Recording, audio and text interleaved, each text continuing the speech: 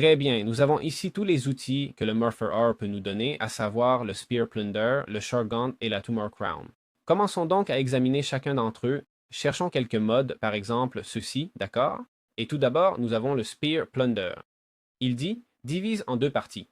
Clic droit pour envoyer un projectile comme Cliff. Voyons, on l'a envoyé, on a vu les dégâts, 39 de vie, clic droit et ça vient d'enlever 40 de vie. Attends, 100 de vie. Ah, mais ça les divise en deux, non? Ou pas? Il y en avait deux là. Ça enlève 50 de vie, hein? Et un peu, peut-être des dégâts de zone? Oui, oui, oui, et en plus des dégâts de zone. Ah, l'attaque est perçante. Voyons, sont-ils alignés? Oui, oui, oui, oui, c'est perçant, c'est perçant. Et Shift-clic droit pour appeler. Ok, ça vient de l'enterrer complètement. Et enterrement de zone? Oui, enterrement de zone, toutes ces bestioles descendent.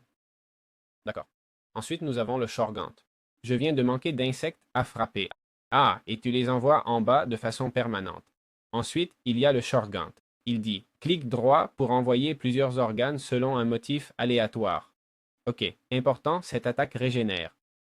Vous voyez qu'il se régénère? C'est que l'insecte se régénère. C'est parce qu'il a, bien sûr, je viens de lui lancer des organes, donc attention. Et puis Shift, clic droit pour envoyer des os. D'accord. Celui-ci n'est plus si cool, hein? Je comprends que selon l'insecte, on l'attaque avec des os ou avec des organes. D'accord? Je comprends, voilà. Et enfin, nous avons la couronne tumorale qui, basiquement, comme vous voyez, dit s'utilise dans la main gauche.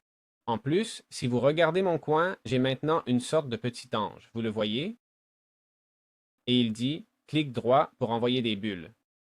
Voilà, c'est ça. Et allons voir une cible pour voir combien de vie cet objet peut enlever. Basiquement, 300 de vie, clic droit. Ah, ça ne lui a pas enlevé de vie. Ça le soulève simplement. D'accord. Et on peut le soulever plusieurs fois en plus, hein? Très intéressant, très intéressant. Voir encore.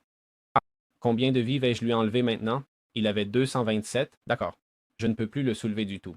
Bon, voyons voir. C'est cool car ça neutralise l'adversaire plus que ça le soulève. Et si je fais clic droit tout en le frappant pendant qu'il se lève, c'est l'astuce, non? Je pense que c'est la bonne technique, non? Le soulever tout en le frappant. Et attention, la bulle semble aussi avoir un effet de zone. Hein? Au moins, la bulle vient de m'affecter moi-même. Voilà, c'est ce qu'on a.